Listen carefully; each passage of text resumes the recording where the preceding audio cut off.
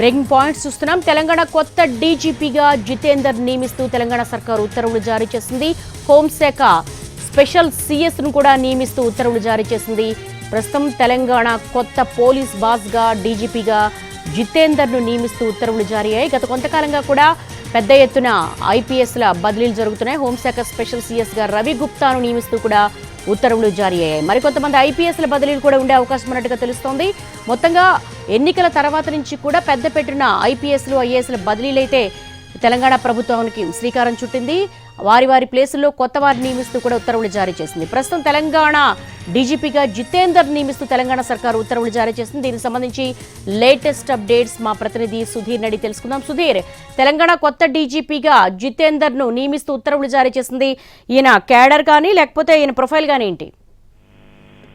తెలంగాణ నూతన డీజీపీగా జితేందర్ ను నియామకం చేస్తూ కాసేపు క్రితం తెలంగాణ ప్రభుత్వం ఉత్తర్వులు జారీ చేసింది. అదేవిధంగా తెలంగాణ హోంశాఖ స్పెషల్ చీఫ్ సెక్రటరీగా రవి గుప్తా చేస్తూ ఉత్తర్వులు జారీ చేసిన పరిస్థితి కనిపిస్తుంది. అయితే గడిచిన కొద్ది రోజులుగా కూడా రాష్ట్రంలో ఐపీఎస్ల బదిలీలు వేగంగా జరుగుతూనే ఉన్నాయి.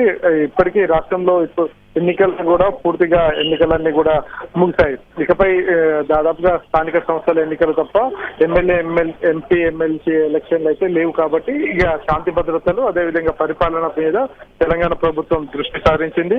అందులో భాగంగానే డీజీపీని మారుస్తూ నిర్ణయం తీసుకోవడం జరిగింది. అదే 2023 డిసెంబర్లో జరిగిన ఎన్నికలు ఏవైతే ఉన్నాయో ఆ అసెంబ్లీ ఎన్నికల సందర్భంగా అప్పటి డీజీపీగా వ్యవహరించిన అంజనీ కుమార్ అప్పుడు ఎన్నికల కమిషన్ విధుల నుంచి తప్పిస్తూ రవి గుప్తాను నియామకం చేసింది. రవి గుప్తా అప్పటి నుంచి డీజీపీగా కొనసాగుతూ వచ్చారు.